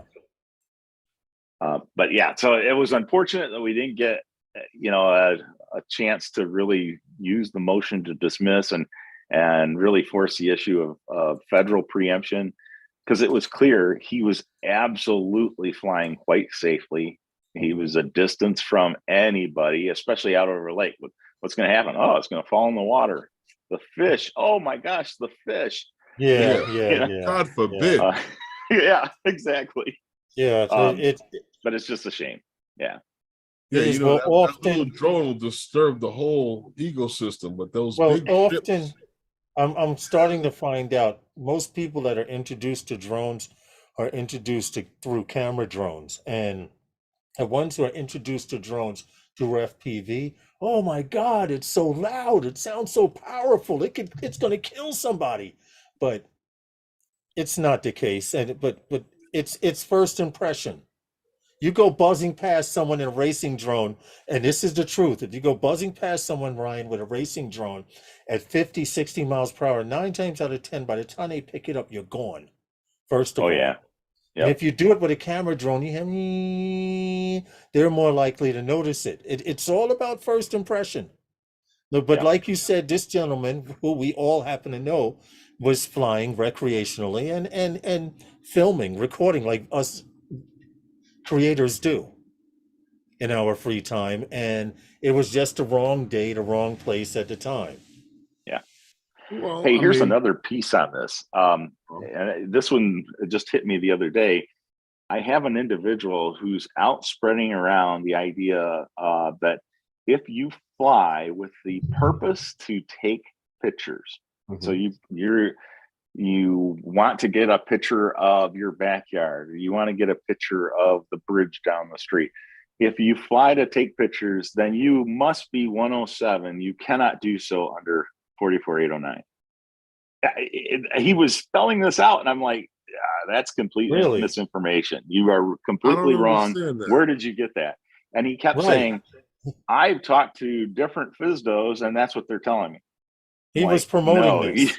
You are, he's promoting this. And I'm like, you are misinterpreting what you're hearing from the FSDOs. And I want to dispel that myth and that rumor, because it's not true. You can absolutely fly and take a picture or whatever you want. The problem is, if your intent is to take that picture and, I'm going to sell that at the local flea market, right? Or I'm going to do this so that, this company has it for their banner website. Right. Okay. Now you're starting to veer off into 107. So, but just to get up and fly, no, you can fly and take pictures and have fun. Go on vacation, take pictures. That is not part 107. And yet this guy was like, oh, yes, it is. So it is not. So if you have a camera and you're taking pictures on the ground, you must work for a magazine company. Sorry. No? I didn't hear it. Sorry. No, I said if you're on the ground with a camera taking pictures, then you must work for a magazine company. Oh yeah, right. I couldn't possibly be doing this for my own personal. Yeah. As a shutterbug, you must be a professional. Okay. Well, it's crazy because that's what they say about tripods in the park. You know what they do in Coney Island, Ryan? You know what they do in Coney Island? It's owned by several independent owners now, right? If you go through certain parks, this last summer, we went through a park. I had an Insta360 camera, and I was going through the park, and people had their cell phones out. My friend had his Nikon with the 50,000 camera lens. The security ran over to him and said, "Sir, no photos can be taken." And he's like, "You gotta be effing kidding me. People got their cell phones out. That guy has a 360 over there talking about me." And I'm walking around, and he says, the owners say you cannot come in here with a camera. He says, "Don't cell phones have cameras?" The guy says, "Yes." Public space, right? Doesn't that 360 have 2 cameras? He said, "Yes, but they specifically say photography cameras." The public space, right? Yes, in a public space. Then he can't tell you that. This is what he told them. Careful with Thanks, that, right? Thanks, Barkley. We talk about public space, and I'll shift to Chicago. Everybody knows Navy Pier in Chicago. That's the big place that you go around, walk down into the lake and whatever. Navy Pier actually has a prohibition on drones, and they say you can't have drones on our property. And everybody is, they've contacted me and said, well, that can't be the case. It's a public park. Right. And if you look, and this is where a lot of cities are doing this now, they will take that public park, right, or public space, and they will go ahead and lease it out to a company for $1 a year. You manage everything about this park. It's yours. You are paying us $1 a year, and you cover it. And so these places, adopt a highway. Yeah, right. But it's that idea that these companies are they're paying the city, and it's a nominal fee to take over management of that public space, that it then actually becomes a private space. And they can put in their own rules. The reason why it's still protected under the amendment rights is because I don't have to ask for permission to enter the space. The public is willfully allowed to walk in the space. It's the same as the subway station.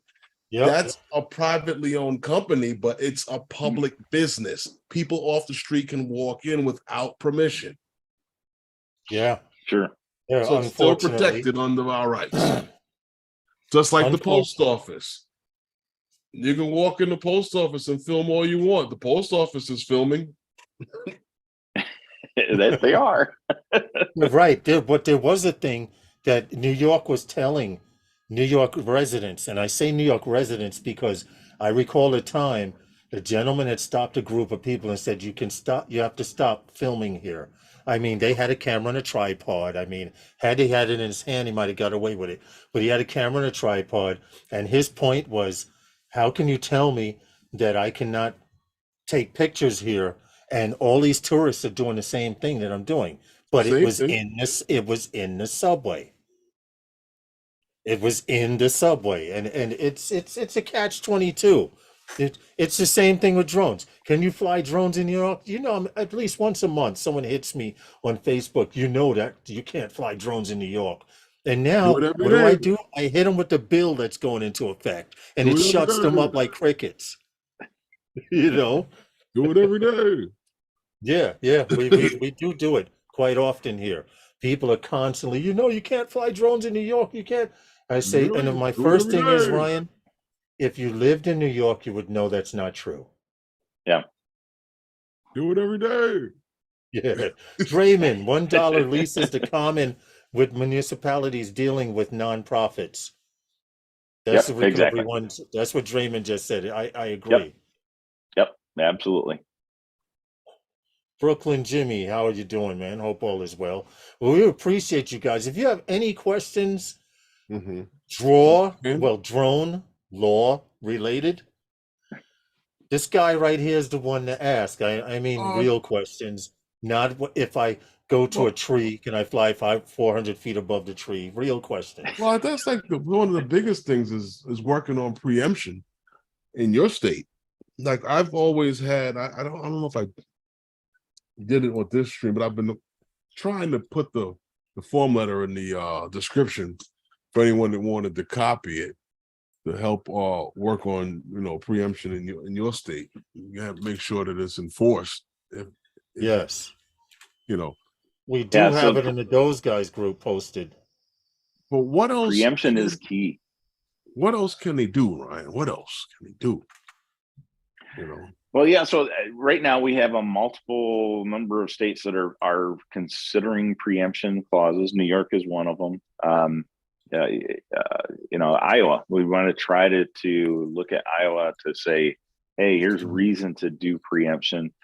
If your state does not have preemption, it's time to knock the doors and really look to get it passed. A couple of things that I would suggest. One, I think even to this day, we have a lot of misnomers about what drones do, how they're operated, and how safe they are. And that is, I kind of think, at the elected level, it's even empowered even more, right? Because they're hearing from constituents who are Karens, right? The vocal minority are going to say, hey, here's why we can't have drones. They're this danger to society, that they're spying on everybody, that they are, whirling helicopters of death, right? Yeah. Lawnmowers in the sky. And I think we have to change that perception by going to elected officials and saying, you know what, I can tell you about drones, but I'd rather show you. Right here, let's get a drone in your hand. Let's have you fly it. Let's have you experience it. Take the drone up 30 feet. Point the camera down at us. Tell me which one's male and female. Right? Can you see my face? Am I smiling? Am I frowning? At 30 feet. Now take it up to 100 feet. Now what's the difference? And I think, more and more, we need to have those legislatures get that experience. So that then when they get that call from that Karen, well, I can tell you, I've operated a drone and I don't see what you're talking about, right? Or I understand your concerns, but they don't mirror the actualities. And so that helps when we're trying to push forward legislation that says, hey, let's allow drones rather than disallow drones. I agree. It helps when politicians are pro-drone. Like here in New York, we have Kathy Hochul, who's pro drones, and it's fortunate that she is. I mean, the 50-mile corridor is still in existence. They're bringing more and more companies in to test this UTM network that they have there. There's a bunch of stuff going on in New York. We just got a contract through United Airlines to have an eVTOL fly from Newark Airport to South Street Seaport area in Manhattan. Things are starting to happen. Yeah, and the other piece that I think along those lines is that some of the pushback I hear was, well, let's allow Part 107 operations only rather than the hobbyist operations.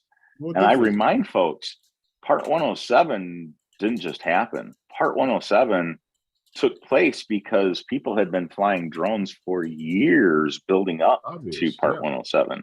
And there was a lot of innovation to get to the point where we actually had a drone that you could go through. So, my first drone was the DJI Phantom version 1. It was the very first one out of the gate, right? But even that was not the very first drone, right? There were people that were building the flame wheels from DJI long before they were. that. You're right. And so, those were recreational flyers. Hey, what can I build? What can I? And there's a lot of innovation that happened at that level that now gets brought over and, well, they should be Part 107. Well, should they? And even Congress has recognized this. If we go back to the 2018 FMRA, right? Congress said, hey, we want to be able to allow universities, higher level institutes of education, to be able to fly drones and do things with drones without having a Part 107. They literally expressed it in the bill that was signed, that they're passed and signed by the president. So if you are New York University or Michigan State University, Syracuse, right, you can have your students, you can have your professors, you can have your researchers operate drones without a Part 107, without a COA. They can have at it. And that's significant because it's a recognition that we are still building this industry. And to do that, we need innovations at the level that may not be of the Part 107 nature.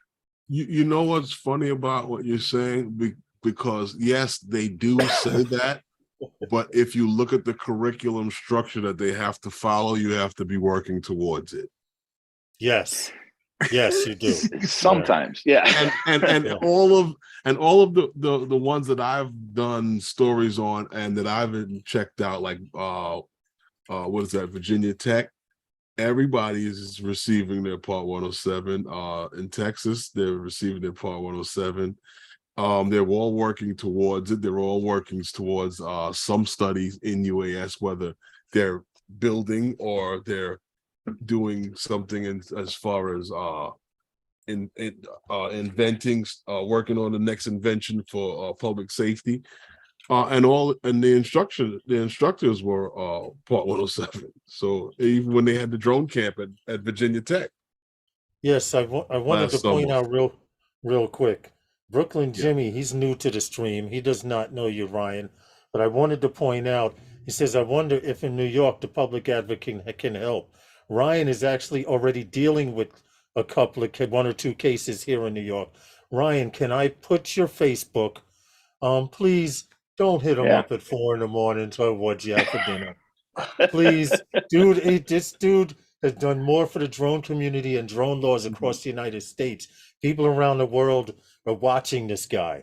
If he gets kidnapped, he's going to another country. But I'm going to put your. Well, you'll know where to find him. Probably in Dubai. Right. I'm going to put your Facebook in. For those of you who have not added him, add Ryan. He's a great advocate. You may know of other cases, like I mentioned. Ryan was dealing and was helping a couple of cases here in New York. Correct, Ryan? Yeah. Yep. That are pending. And I want to know those cases, right? So if you know of a case, even if maybe somebody's already shared it with me, I may not know if it's something recent. You go ahead and hit me up with an email and what have you. I want to know that because it helps the case for me to navigate forward. Oh, there's Deneen. What I was going to say is that these cases, finding lawyers and stuff in these different states and fighting cases that guys may have, it doesn't come cheap and it's not for free. and these things are all done by funding with guys in the community helping the next one. And in the description on below, in the description below, there's information on Ryan and stuff that you can, if you want to help out and stuff like that, to help the good fight for the next guy and help the next whenever you may need it, someone in your corner. But I thank you for that. Jimmy, we hit him up. We do need to build up a legal defense fund. Yes. Yeah, definitely. And it's not just for your case, it's for everyone's case. And it's not to buy, new drones to go out and fly when you guys are not around. Yeah, it's Ryan has his own stuff. These cases. Ryan's got his own birds. He don't need nothing new. Which I have that FYI, expensive check out hobby some of as his well. work. That's what I'm saying. FYI, check out some of his photography work as well. He's got skills. The man talks drones, he walks drones, he eats drones. And he flies drones. And he flies drones. That's right, damn it. But yeah. I was gonna say I have more drones than I have rooms in my house. Ryan, I do too, Ryan. Ryan, at one time I thought I was going to need a room. And I've cut down a lot. I mean, I went from 9 FPV drones down to 5, and I still have about 3 or 4 camera drones on top of that, and an FPV drone in repair behind this screen right here. So yeah, I know the feeling. It's either it's if the wife says no, you can't add another room onto the house, it's because she knows you're doing it for your drones. Yeah, what do they call it? It used to be called the man cave, right? So if you had sportsmen, we need a new name for the man cave that's just for drones, right? The drone cave. The drone cave. Hey, the aerial den or something. I don't know. Yeah. It's got to be something, and it's got to have biometrics on the door because they'll try and get in there and pour water over everything. I didn't know that drone, open drone on the table, didn't do well in Coca-Cola. I thought you waterproofed all your drones. Yeah, splash too. Ryan, we got to let you know we appreciate you every time you come through, and we're not going to lie. I'm going to tell you right now, looking in the camera, I'm going to tell you guys out there, we tell Ryan, come to us. We tell Ryan, please come to us. Let us know what you have. We don't care what it's about. If it's drone related and you want to talk, come on, man. So we appreciate you. I'm glad to do it. We do a little stream here and there where we talk about some important things in the community. And listen, we come across this information and we share it with the community because that is the right thing to do. And I've said this before, and I've said this on many streams, and I'll say it again.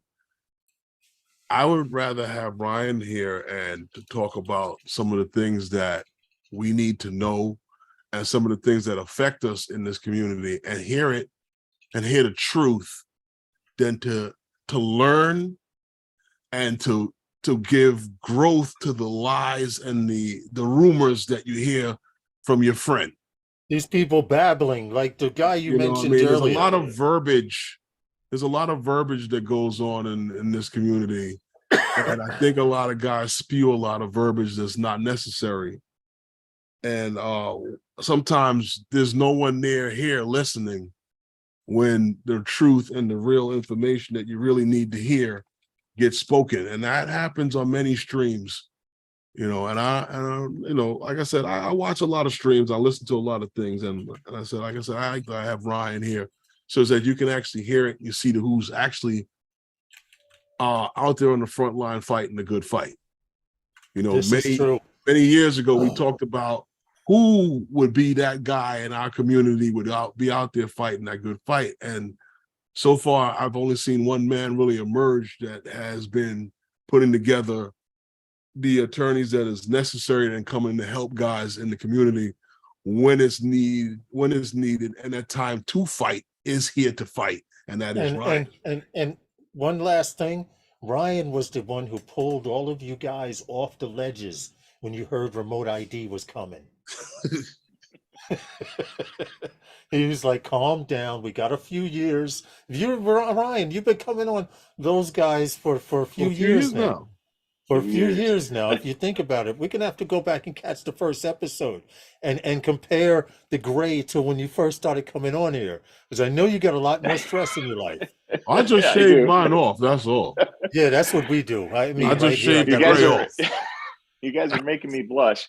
But here, I'm going to give you a fact, right? So Lawrence, try this. Go back, not to just my first appearance, but go back to 1 week before. Why? Because I think there was a change of mind. If you go back to 1 week before, you will find a stream that Lawrence says, who is this Ryan Latourette character? I want to punch him in the mouth. Oh, yeah. Oh, yeah. Was I drinking? No. I gotta check that one out. No, see, you will have to do Ryan. that. Ryan, see, I'm turning red, Ryan. That's not good. No, you gotta be kidding me. Are you serious? No. Yeah, go find on a that Sunday one. night or Wednesday night? I do not remember. I take the fifth. I thought that was hilarious when I saw it. It was like, oh yeah, okay. We got to do what we got to do to get you on here, man. It worked, right? there you go. Wow. See, now I got to go back. Now was it on my stream on Sunday or? I don't remember. You started coming on those guys Sunday nights with those guys, I think. First, I got I'm gonna have to go. Steve, it was just before you got me my first invite. Wow. I apologize for that. I gotta check that. No, it's all good. I still take the fifth, and I do not. I won you over. Was I drinking that night? I'm sweating, man. You got me breaking a sweat here. This is not cool. Well, I deeply when was this threat to Ryan's person? Novice quads. Barkley, I don't know. I don't remember, dude. I got a tear in my eye, man. See that Barkley? No, I won you over. Yes, you did more than one. Great one. See that Barkley? He's a bully. Stop. Stop it. I am not.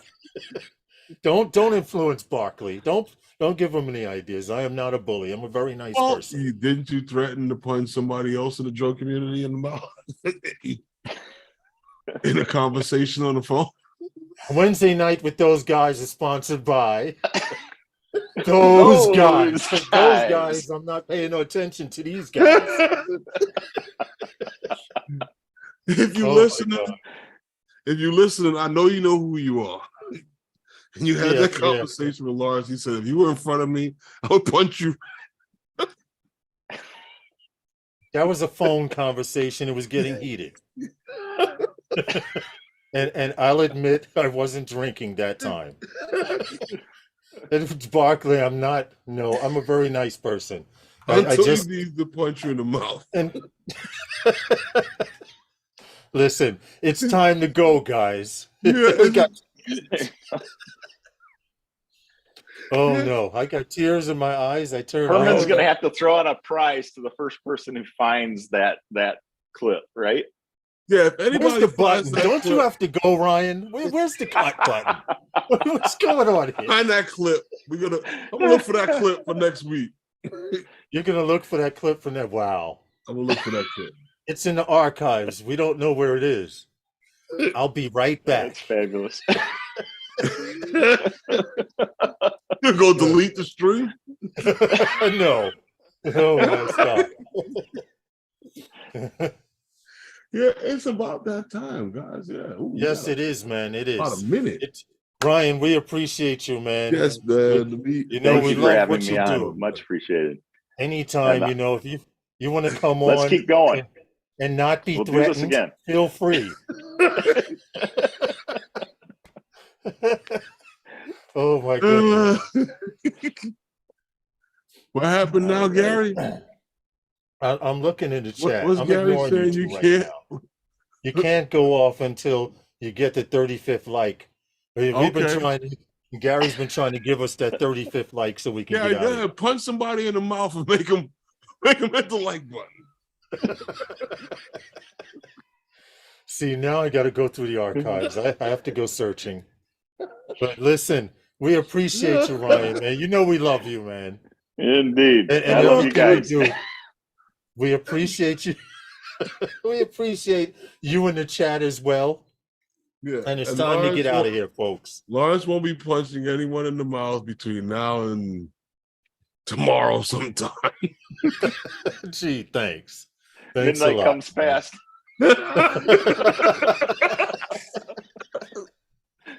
I'm done. Stick a fork in me. I'm done. Okay. Right. Well, anyway, it's that time. Ryan, thank you for coming on and hanging out with us, man, and chit-chatting a little bit and enlightening everyone on some of the stuff. We got that 35. Thanks. Around the country. And guys, keep coming back whenever we have Ryan. Maybe it might be something that's going on in your state that you might want to know about that could help you. But most of the stuff can help us all.